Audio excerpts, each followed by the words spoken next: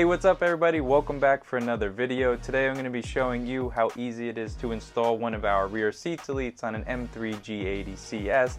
But not just any M3 G80 CS, this one makes over 1,000 horsepower.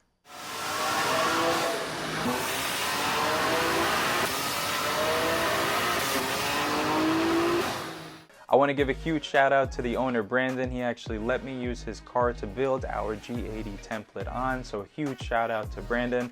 I'll drop his Instagram in our description, so please give him a follow, check out his page.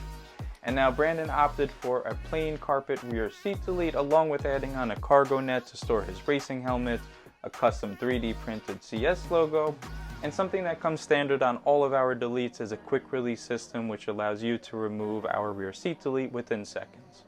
Alright, let's get to the install. Alright, these are all the tools that you'll need: a 10mm socket, a 13mm socket, a T50 Torx bit, an extension, a 10mm wrench, a clip removal tool, all of our brackets and hardware, blue thread locker, and some tape. You're going to start the install by pulling on the seat releases located in the trunk, followed by pulling straight up on the bottom portion of the seats. This is how you remove that bottom half.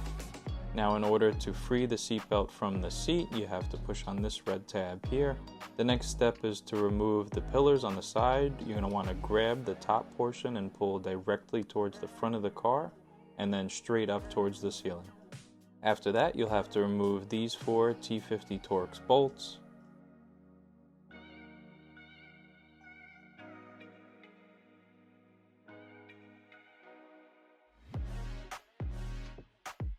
Along with removing these 2 additional T50 Torx bolts. You can now completely remove the top portion of the rear seats. Next, you're going to remove this push clip along with the adjacent seat release latch. You're going to do that by locating the 2 13mm bolts underneath. Lightly pry upwards to release that brown plastic clip along with the metal hook to completely release the latch. Here I'm just demonstrating the correct orientation and direction of the nuts and washers onto the quick release stud. So it's going to be the nut facing upwards, followed by a washer, the washer on the opposite side, and another nut. Okay, now slide the nut into the socket, attach it to the extension, and guide it into the hole located in the trunk. To avoid dropping the nut, I recommend to put a small piece of tape over it. Once you line up the nut with the hole, you can begin threading in the quick release stud, following by tightening it down. Repeat on both sides. Okay, now we can install the brackets that we provide, and you're going to do that by using the factory T50 Torx bolts. In order to tighten them down, you're going to have to remove the quick release studs. Okay, make sure they are perfectly straight, facing directly upwards.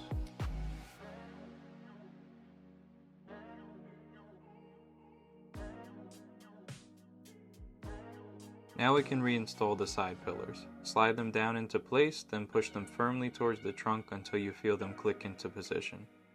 Or as you see here, you can Mike Tyson them like I did.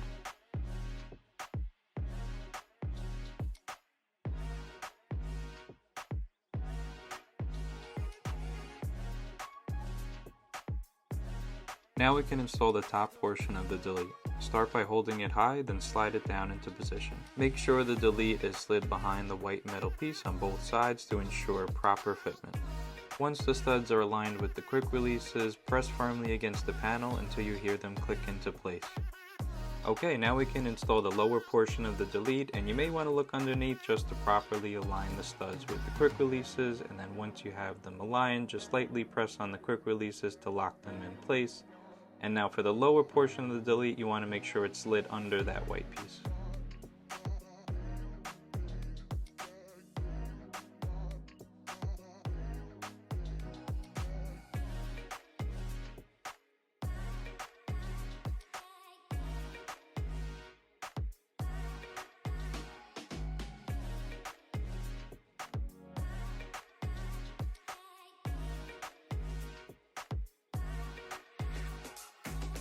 Alright, that concludes today's install. If you're enjoying the content this far, then definitely drop a like and hit that subscribe button, and I'll see you guys in the next video.